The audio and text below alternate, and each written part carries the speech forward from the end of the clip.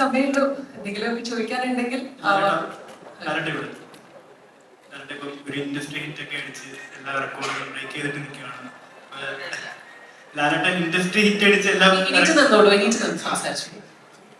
Industry hit ഒക്കെ അടിച്ച് എല്ലാ റെക്കോർഡുകളും ബ്രേക്ക് ചെയ്ത് നിൽക്കുകയാണ്. ലാലേട്ടൻ തന്നെ പറഞ്ഞിട്ടുള്ളത് ഇത് കിഷ്കിന്ദ കാണുന്ന പോലത്തെ കഥാപാത്രങ്ങൾ, സിനിമയിലെ കഥാപാത്രങ്ങളൊന്നും എന്നെ തേടി വരുന്നില്ല എന്ന് പറഞ്ഞിട്ടുണ്ട്.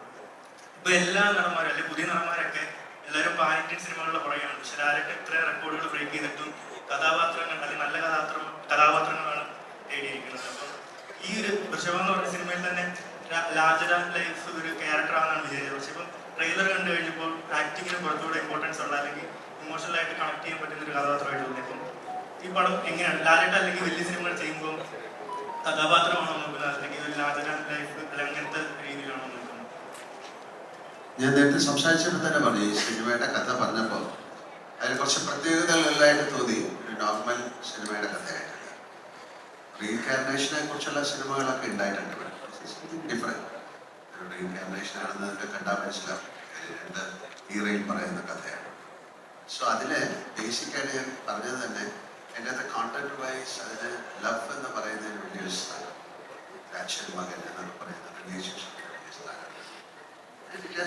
ഞാൻ അതാ പറയാം. So many actions. സാധാരണ സിനിമകൾ കാണാത്ത കൂടുതൽ ആക്ഷൻ ഉണ്ട്. ഡിഫറെൻറ്റ് പീരിയഡിലുള്ള ഫിലിമാണ്. അത് സിനിമകൾ ഞാൻ അധികം ചെയ്തിട്ടില്ല.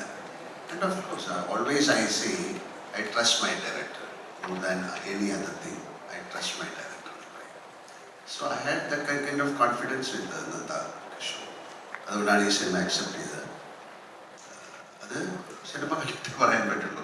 അത് എത്രത്തോളം സക്സസ്ഫുൾ എന്നൊക്കെ ഉള്ളത് സിനിമയുടെ റണ്ണിങ്ങിനെ പറ്റിയൊന്നും എനിക്ക് പറയാൻ പറ്റില്ല. ബട്ട് ഫോർ മീ ഈ സിനിമ നല്ലൊരു കഥയായിട്ട് തോന്നി.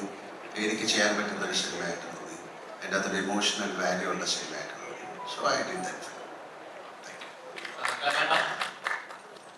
ഫിലിം.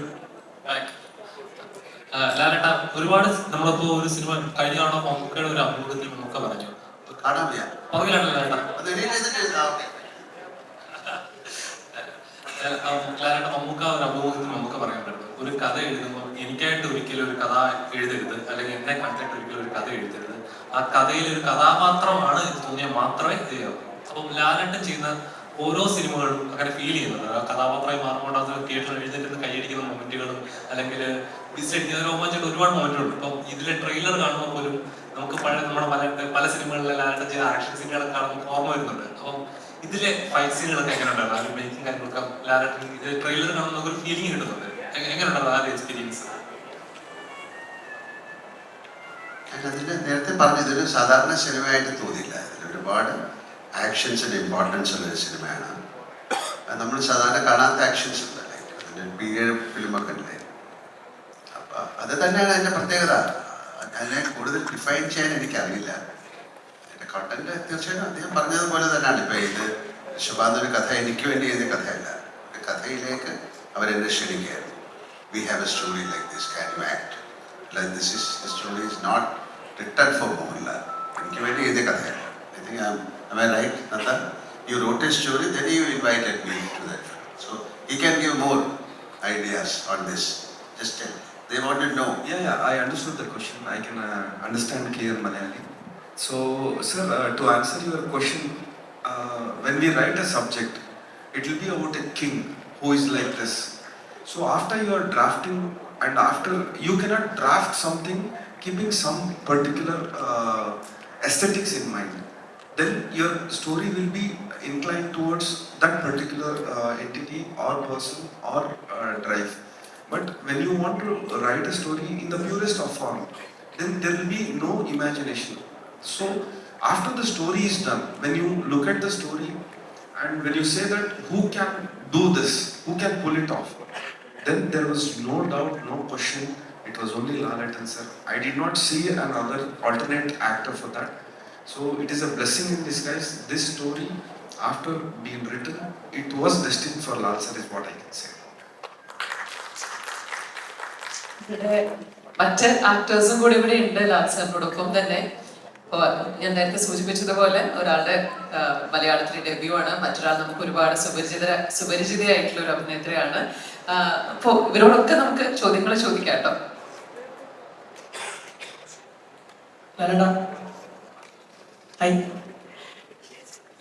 ലാലേട്ടൻ ഇപ്പൊ നോക്കുവാണെങ്കിൽ മലയാളത്തിലെ ഏറ്റവും സീനിയർ ആക്ടേഴ്സ് മുതൽ ഏറ്റവും ന്യൂ കമേഴ്സ് ആയിട്ടുള്ള ആളുകൾ വരെ ലാലേട്ടൻ ഒരുപാട് കോമ്പിനേഷൻ ചെയ്തിട്ടുണ്ട്.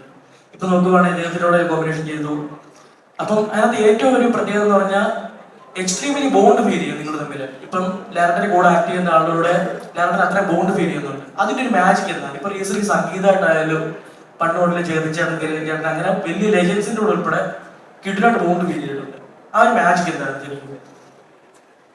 അവരോട് ചോദിക്കേണ്ട ചോദ്യമാണ്. അപ്പൊ എന്നെ ചോദിച്ചു കഴിഞ്ഞാൽ when I was doing films with the big actors like Prem Nasi sir or Shivaji Ganesan sir or Amitabh Bachchan or Rajkumar sir or Nageswar Rao sir, the kind of love and affection they showed it to me, that was a lesson to me. And I have to carry that legacy and I am just giving to them. And correct. അല്ലാതെ അവരെങ്ങനെയാണ് എന്നെ കണ്ടിരുന്നത്, എന്നെ എത്ര നന്നായിട്ടാണ് അവരെ സ്നേഹിച്ചിരുന്നത്, എത്ര നന്നായിട്ടാണ് അവര് ഒരു സിനിമയിലേക്ക് പുതുതായിട്ട് പോകുന്ന ഒരു ന്യൂ ആക്ടർ എന്ന രീതിയിൽ അവർ നമ്മളെ ഒരു തരത്തിലും ഒരു പുതിയ ആക്ടറായിട്ട് നമുക്ക് മാറ്റി നിർത്തിയിട്ടൊന്നുമില്ല. They have given all the love and support to me. So it is my right, it is my എന്താ പറയണ്ടേ, എൻ്റെ ധർമ്മമായിട്ട് എൻ്റെ കൂടെയുള്ള കൊളീഗ്സുമായിട്ട് ഏറ്റവും നന്നായിട്ട് സിനിമ ചെയ്യുക. അങ്ങനെ ഒരു നല്ല സിനിമ ഉണ്ടാക്കാൻ പറ്റും. അതെങ്ങനെയായിരുന്നു എന്നുള്ളത് എൻ്റെ കൂടെ വർക്ക് ചെയ്യുന്നവർക്ക് ചോദിച്ചാൽ അറിയുള്ളൂ. എനിക്ക് എൻ്റെ ധർമ്മത്തിനെ കുറിച്ചാണ്. I consider it as my right to work very honestly with my colleagues. അതാണ് എൻ്റെ ലാലേട്ടനകത്ത് ഏറ്റവും ഹാർട്ട്ഫുൾ ആയിട്ട് ഫീൽ ചെയ്ത ഏതൊരു കോമ്പിനേഷൻ ആയിരിക്കും? ഏറ്റവും എക്സ്ട്രീമിലി നല്ലൊരു മെമ്മറി ആയിട്ട് കിടക്കുന്നത് ഏതായിരിക്കും? എല്ലാ കോമ്പിനേഷനും എനിക്ക് മെമ്മറി തന്നെയാണ്.